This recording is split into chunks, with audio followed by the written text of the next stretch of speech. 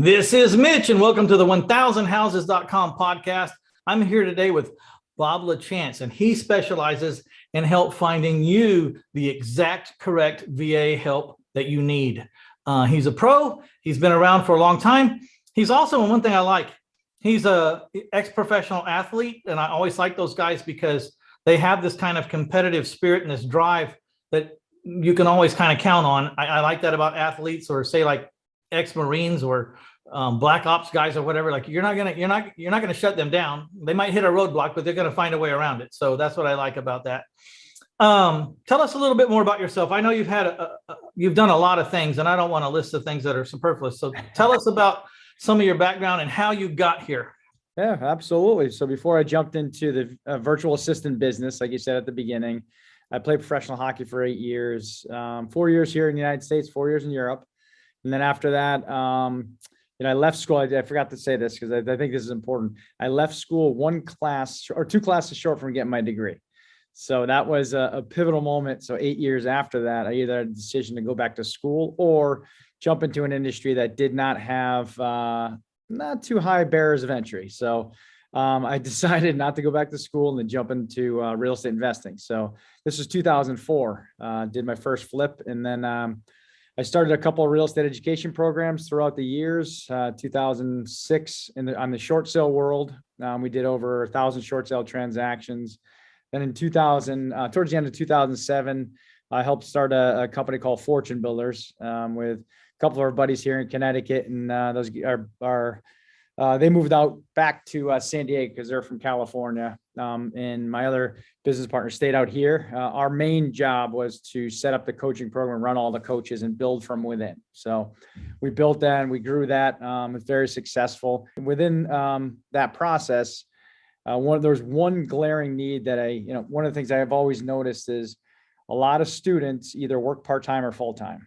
And there's something that's missing, which is a lack of time. And I was always looking for that one product or one service out there, for about 10 years, or probably about, to be exact, about 7 years. And I finally found it in virtual assistants. So once I realized what a virtual assistant was in 2013, a light bulb went on. I'm like, you know what?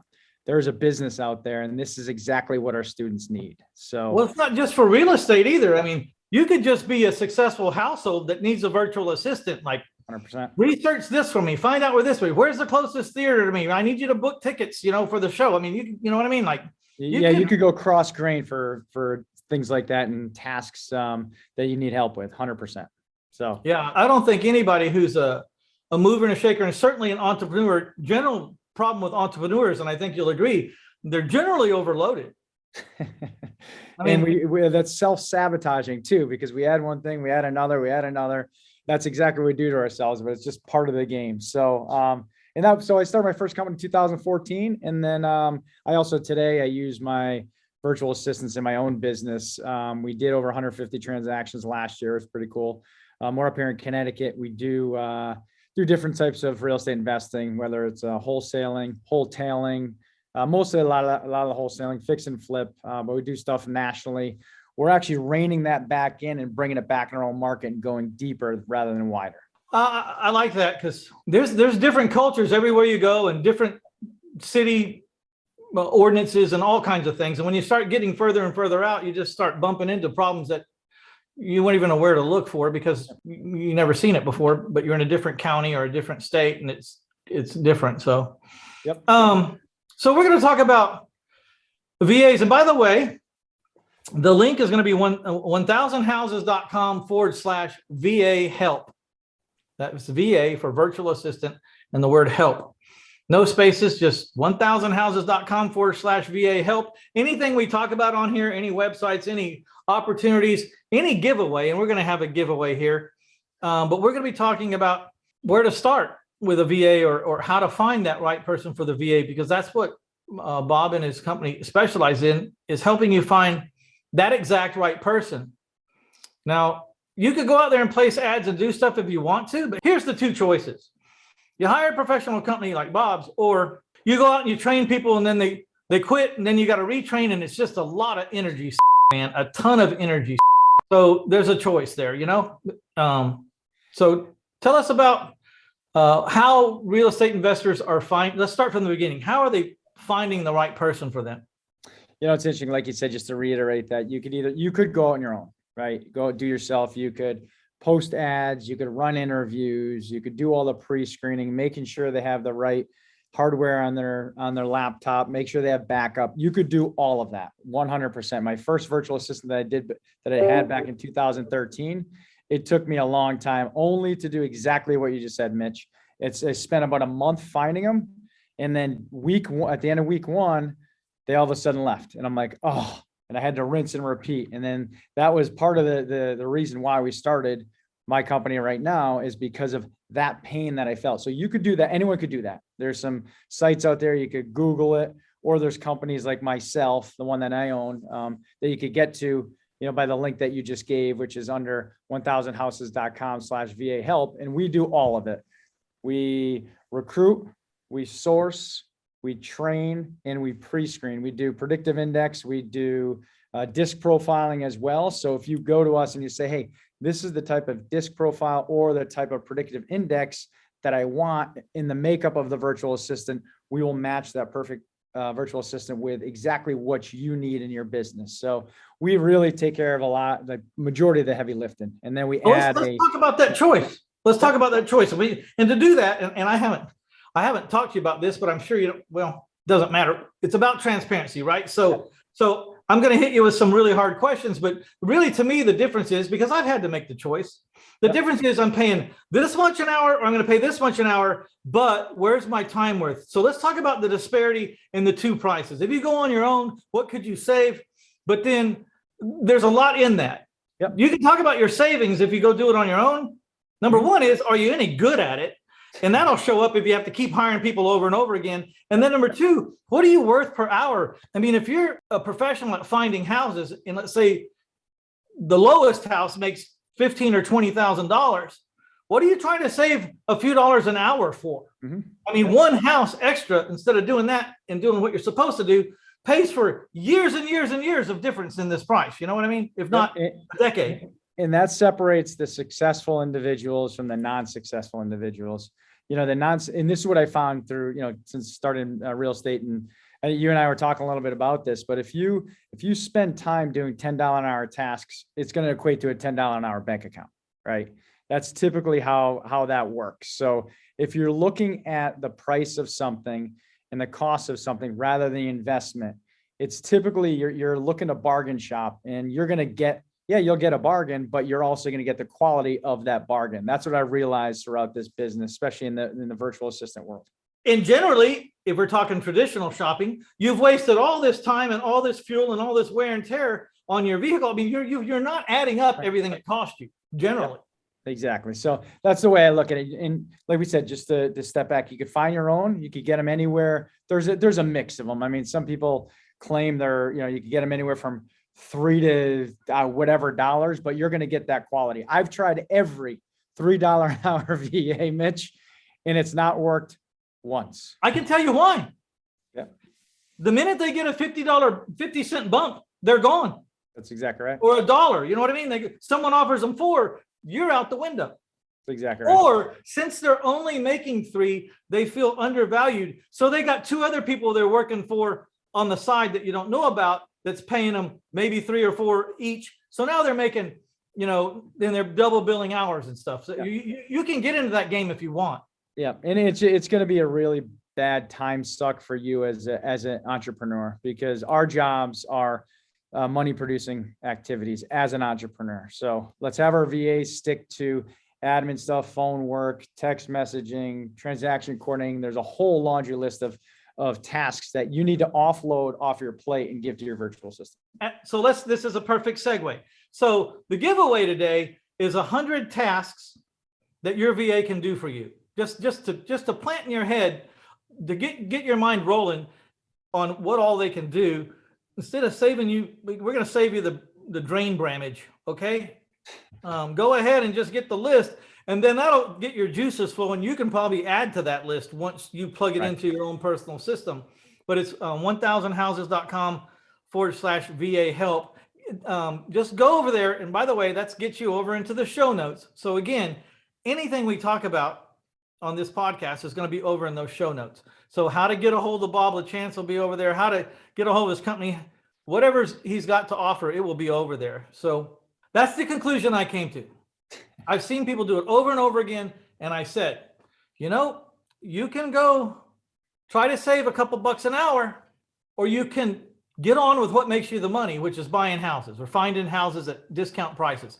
I mean, if you're saving a couple bucks an hour and you miss a house that can make you 20 grand, you're not ahead at all. You're like behind. If you could actually see it on a chart while it was happening in real time, you'd throw up. That is exactly right. Oh, spoken like a true veteran right there, Mitch. I mean, that's exactly how I look at the same thing. It's no secret. I have to make every mistake before I figure it out. And I have made every mistake. I'm pretty sure. I don't know. I won't say that, because as soon as I say that, I'll find another mistake I haven't made yet and I'll make it. So I'm just going to say I'm a pro at learning by my mistakes. That's right. So tell us what your organization looks like. I mean, do you go to the Philippines? Do you meet with people? Do you have an office in the Philippines? Tell us what a VA company like yours looks like. So we do have an office in the Philippines, but we're also a work from home type structured company. Like I said, I started my first company 2014. Right now we're at over 800 virtual assistants nationwide. That's made up of both the real estate virtual assistants, and we have property managers, we have real estate agents, we have investors. We have any type of investor, wholesalers, lease option, rent own, whatever type of investor that you want or that you could think of, we have as clients. And we also have a medical division side that we run, like doctors' offices and hospitals and things like that. So, but I'm saying no matter what business you're in, that's right. I mean, call Bob, get a hold of Bob, and tell him what you're looking for. Now, a lot of people think VAs from the Philippines, what could they possibly know? Let me tell you. Right now, a decent, not even hardly minimum wage for us. They're running hospital floors. They're store managers. You know what I mean? So if you pay minimum wage here, which is what is minimum wage now? I don't even know. It keeps going up every day. Connecticut just raised theirs. I know California. I think California could be at $15. I could be wrong, but literally I could Google it. Okay, so you pay $15. Let's just say in the United States, you're going to get the bottom of the bottom of the bottom of the barrel. Yep. Okay, you pay $12 or whatever in the Philippines, and I'm not setting your price. I'm not saying, but I'm saying you can pay substantially less per hour, which is thousands of dollars per year, depending on how many you have. Could be tens of thousands a year, and you're getting a much higher quality person. Yeah, 4-year college degree. So all of our virtual assistants, 4-year college degree. They have background in majority of them have background in call center experience, et cetera. So you're already having that experience that you need typically for the tasks that you're trying to outsource. So that's a very important point there, Mitch. I'm glad you brought that up. And I have learned these people from the Philippines, they've opened up a middle income class from these jobs. You know what? You were poor, you were rich. But the internet has set these people up to have a middle class or to start building a middle class. And they're very they're opposite hours of us, right? Almost like directly opposite. Like that's exactly right. So it's their graveyard shift for us. Yeah, but they are used to working the graveyard shift. Yeah. I was concerned about when I called. I said, so what kind of hours do we got to work so, you'll have a real life and everything? And without the 5 that I asked that question to all said the same thing. Yeah. I'm here to work when you want me to work. Yeah. They know where their value is. And Mitch, they're huge on family there. And the travel, I don't know if you've ever been there, but the traffic is like New York City and Los Angeles put together. It's just chaos. So for them to go a mile down the street, it's going to take them 2 hours as an example. So it's very, very difficult for them to get anywhere because it's a very populated country. Especially in the bigger cities like Manila and down south and Cebu and things like that. Yes. So they're used to working from home. They're used to working from their laptops. Mm-hmm. They're used to working the night shift. I find surprisingly enough, if this is a requirement, they can speak as good English as anybody on the planet, just about. You know what I mean? English is one of their first languages. So, and a lot of people don't know that. They share in the American holidays. The other thing I love about my VAs, I can give them their base, but I can bonus them or give them a commission when something goes right that doesn't have to break my bank. I mean, 50, $100, $200 goes a long ways. Huge. I always wanted to, I want to ask you this question. Yep. My biggest fear is that I would like to, if I just paid the person $500, it would be way less than I would have paid anybody else. But sometimes I'm afraid to give the VA $500 because I'm afraid I'll give them so much money they'll just quit. No.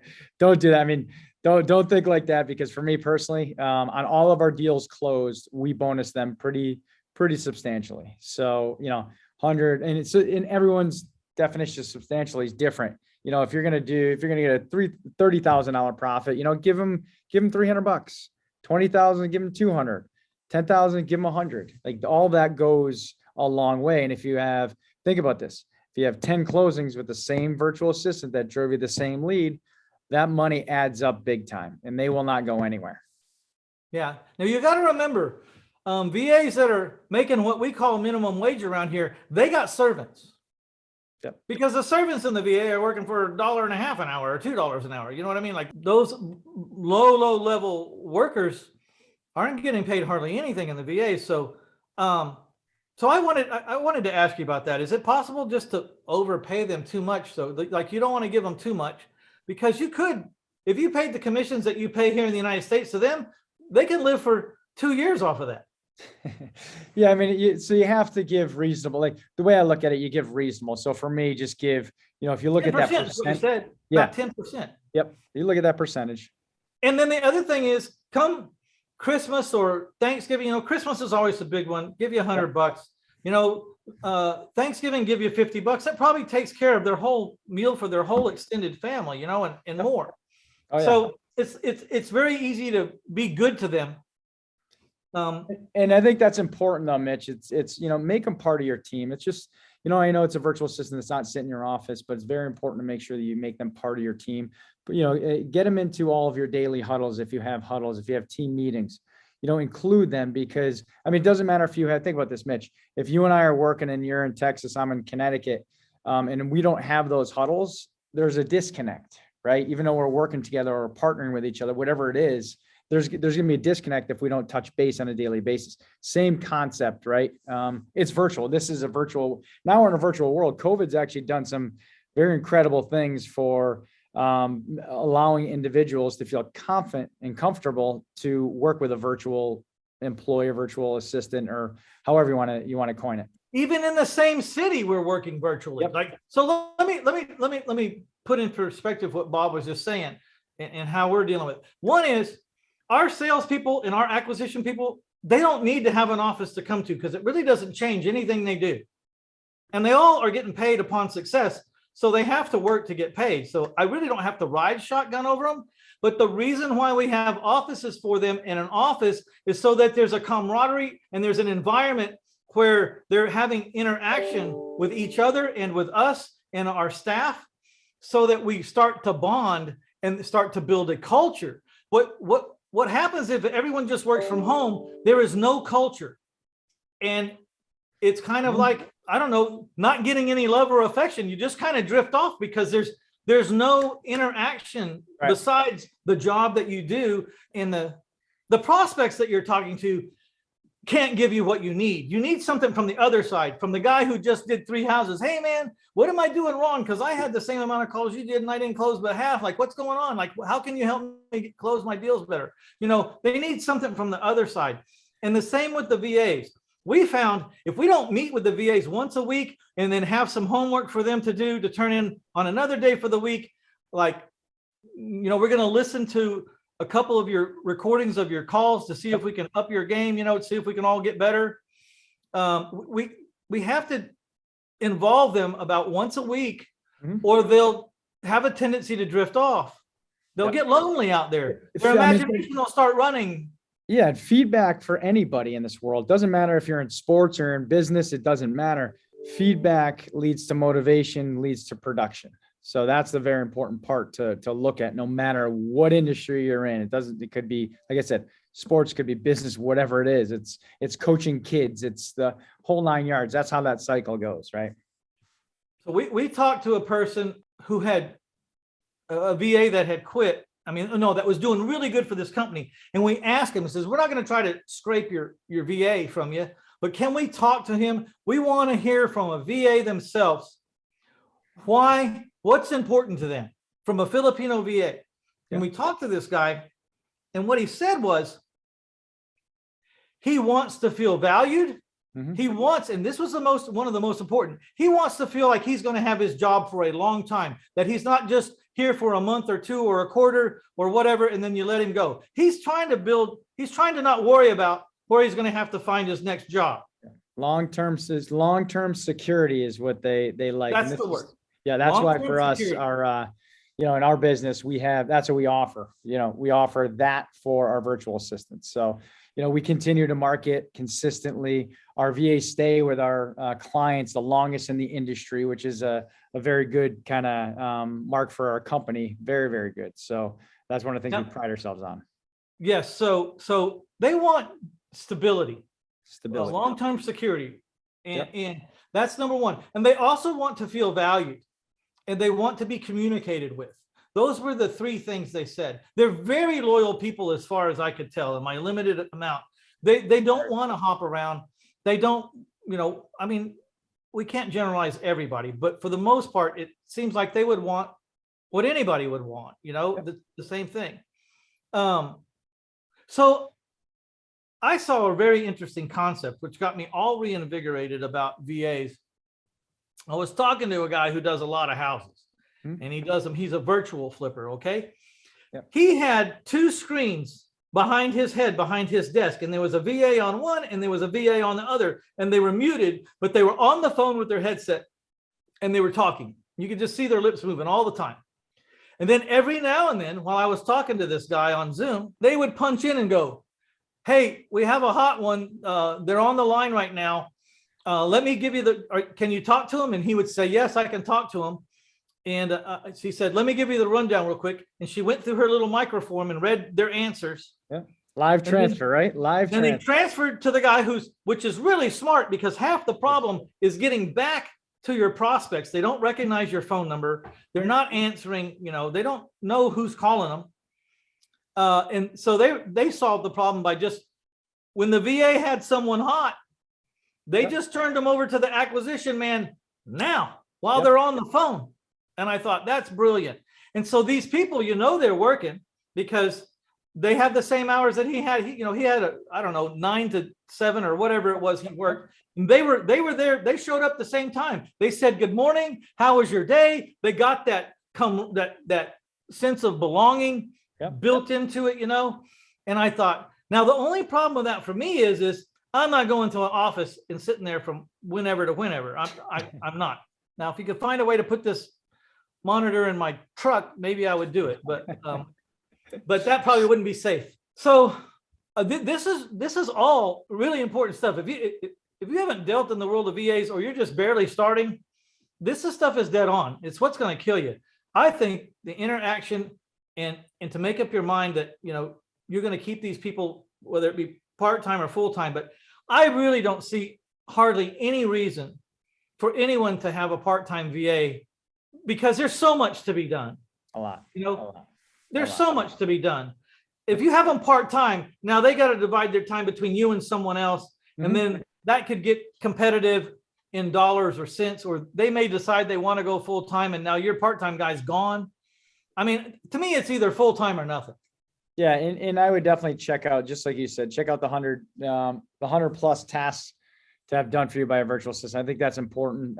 We could go over how I use VAs in my business. I have 6 cold callers. I have 3 text messengers. I have 2 lead managers, and I have 2 data scrapers, and also a transaction coordinator helping our main TC here in the office. So that's just a little high level what I do, because on the cold calling side, I don't know if you've ever, I think you've cold called before. Cold calling beats you up. When I first started, I was hammering the phones. I was door knocking first. Then I was literally going home from door knocking, skip tracing, finding the phone number, and hammering the phones. And I'll tell you what, once you do that, you want to quit. No, so that's what happened this year. My acquisition managers all were celebrating their 4th, 5th, and 6th anniversary. Yeah. And you could see the toll the cold calling was taking on them. They used to call 200 a week. Then now they're down to like 80 a week apiece. And they're not really looking forward to that 80 either. Correct. So we sat them down at the beginning of the year and said, look, we saw their income levels come in. My acquisition managers made between 150 and 250. The upper end was closer to 250 and the lower end was close to 150. But he only worked 3 quarters, you know what I mean? Because he had COVID for an extended period of time. So once we saw, they were making good money, we called them in the room and said, okay, this year, y'all all have to have a full-time VA because you're burning out, man. Your calls are down. You can't be wanting to make another 200 calls a week for this next year again. You just can't be wanting to do that. Yep. And they all agreed they didn't want to, but all of them but one says, well, I really don't want to spend the money on a VA. It's $2,000 or whatever dollars a month. And I said, look, let's do it for a quarter. I'm going to make you do it for a quarter. You have to pay for it. Yep. And if you're not happy at the end of the quarter, we'll put everyone's results on the table. Yep. Yours and the other 2 guys. If y'all aren't happy, we won't do it. But you're going to be happy because you're going to save $6,000 in a quarter. But if you just buy 1 extra property, you're going to make an extra 10. And it's probably going to be a lot more lopsided than that. And it was. Mm-hmm. In the first month of getting the new VAs, while we were training them, they brought in 6 extra deals, which was 2 extra deals per person. Yeah. Yeah. Which was about $20,000 a piece extra for each person. In the first month, it works. They're not even trained yet. They weren't even really honed into what we wanted from them. They weren't dumb. They weren't starting green. They had done this business before, but they hadn't learned exactly how we wanted it. You know what I mean? Yeah. What's funny on that side of it, Mitch? And a lot of people ask, why do you do real estate if you have 800 plus virtual assistants? Are you, successful enough in that one business? I've always been the type of person where if I have a business and a service business, I better be, it's kind of like you doing this podcast. You better be an investor to do a podcast, because if you're not actually buying houses, then what are you? I look at it where I have a service business. I better be using that business. There's too many people out here that are such full of, that are going on podcasts or have a service business and they don't use their product or service in their business. I don't like that.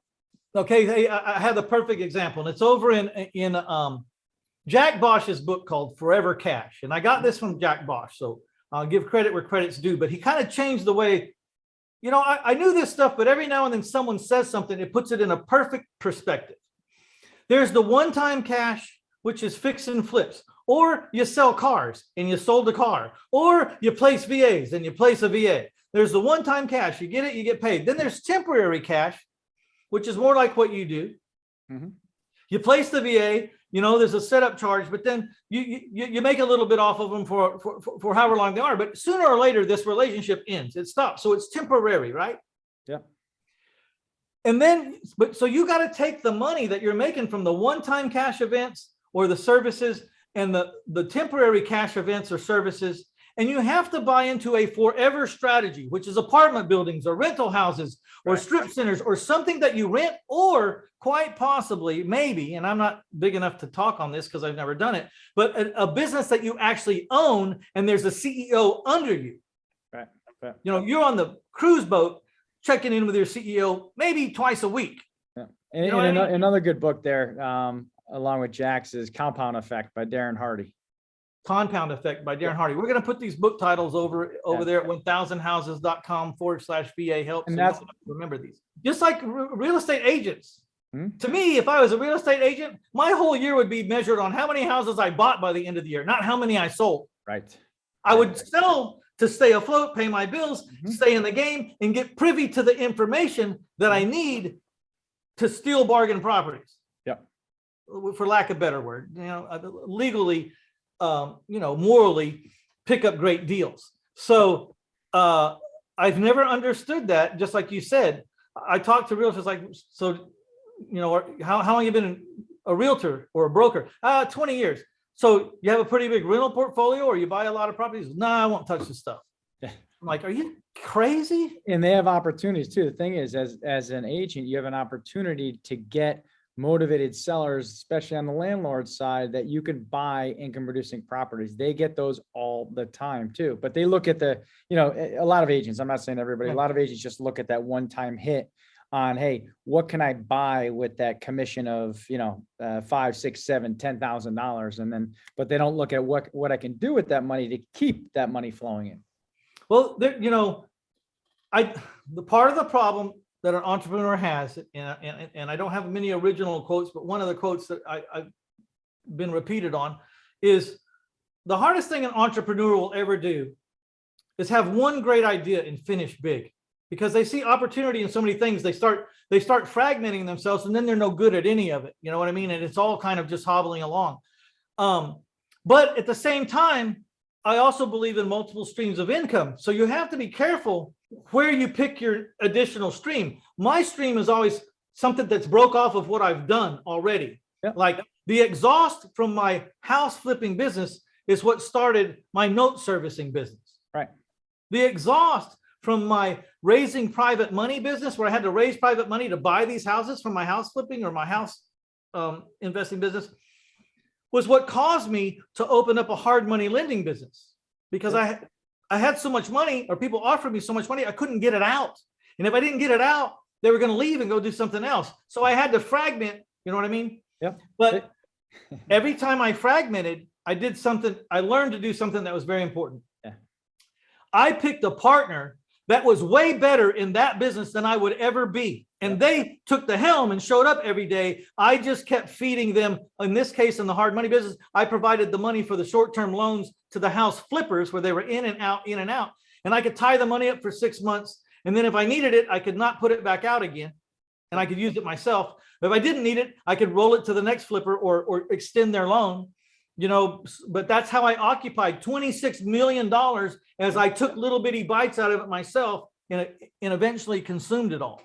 Well, same thing with, so that's the same exact story as I have. A real estate investor first, got into coaching program, got into the VA business, but they all go, right? It's kind of like the grocery store model, right?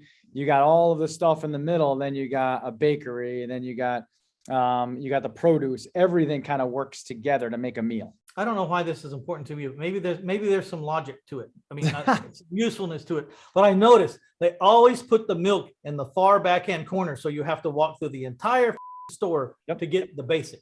But it's margins though, right? It's a margin business. My buddy owns 2 supermarkets, and he told me the different margins. They put all the stuff that's in the middle that really doesn't make money, and they kind of walk you like a herd of cattle around the exterior of it, which gives you 30% plus margin on certain things.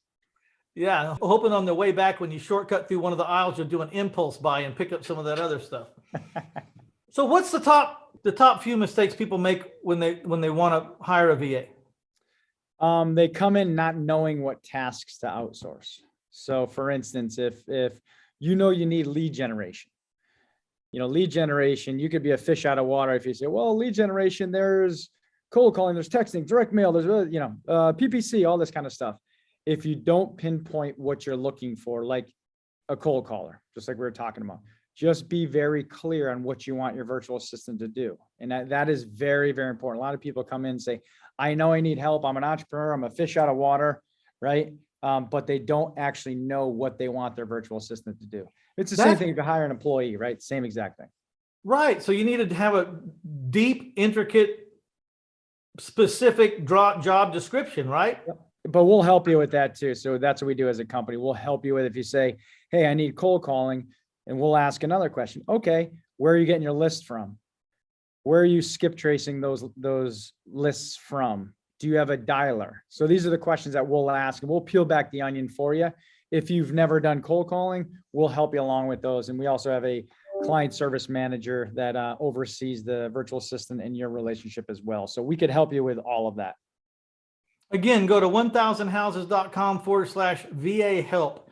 If you're even thinking about obtaining a VA to lighten the load, and especially I want you part-time real estate investors or part-time entrepreneurs to listen carefully.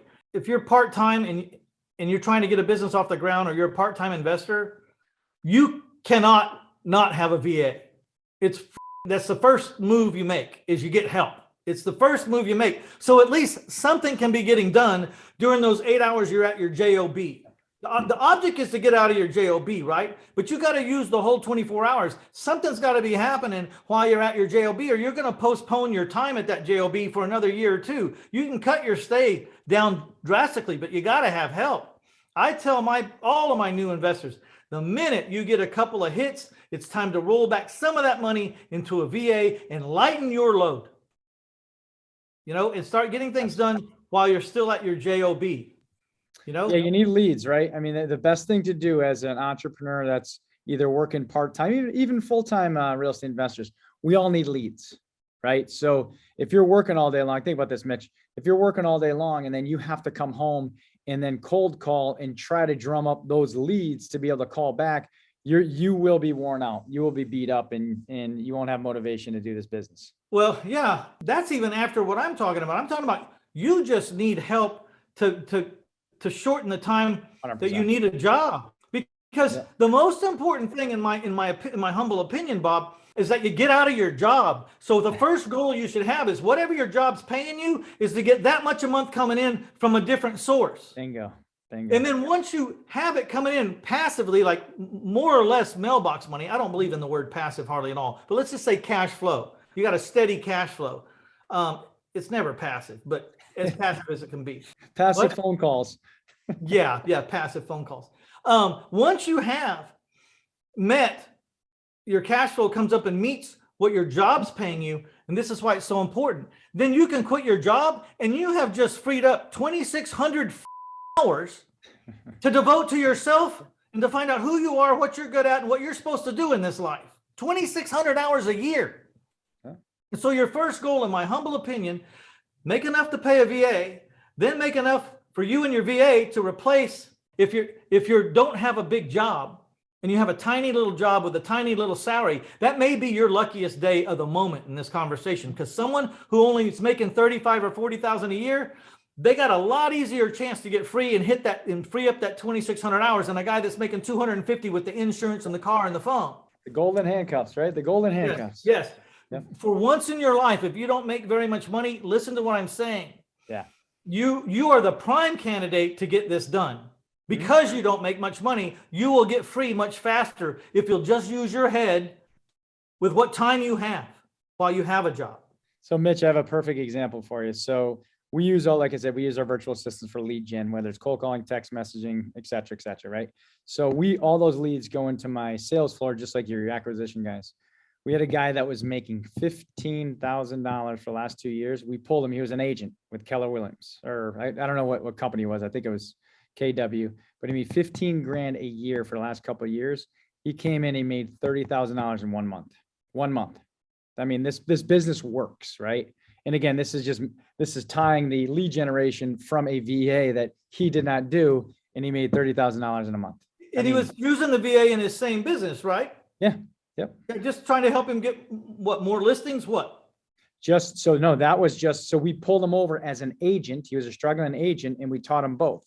We would give him leads for listings and for wholesaling and wholetailing, because that was our exit strategies. So, and he made them on both wholesaling and wholetailing. That was pretty good. Struggling agent pulled over to the investment world. Yeah, made what he was used to making a year at that industry in a month. Doubled it. Yep. Doubled it. Yep. I hear that. The industry works. The industry it works. Yeah. I mean, we wouldn't be on this call if it didn't work. Like people sometimes call me and say, Mitch, does owner financing really work? I said, well, I mean, yeah, it works. It works for people all over the damn United States. I mean, it works everywhere. The question is, can you figure out how to make it work for you?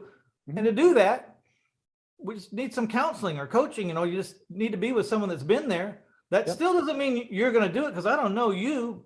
Maybe you don't get your ass up off the sofa. I don't know. But you can make money if you don't. You're not gonna but the strategy works. I can show you millions and millions of reasons, and evidence. But so if we go to wrap it up here, maybe towards the end, but I don't want to leave anything out. Is there anything we haven't said or talked about, or you want the audience to know maybe before we wrap it up? Just one of the things. I mean, it takes action. A lot of our clients come to us, our customers come to us, and they want either, more time. They want their time freedom. They want to become, more efficient in their business, or they want to scale. So those are typically the three things that people look at when they're looking at a virtual assistant. And if you have any questions, like you have on the landing page over there, 1000houses.com//VA help. There's a strategy session button on there as well, Mitch, that you put on there to talk to our team. So if you have any questions at all, just set up a strategy session.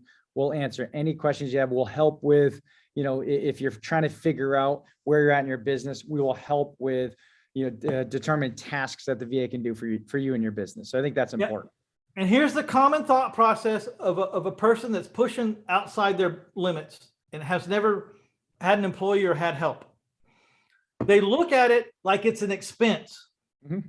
That this is going to be, $2,000, $2,400, whatever it is a month that I don't make. That's completely wrong.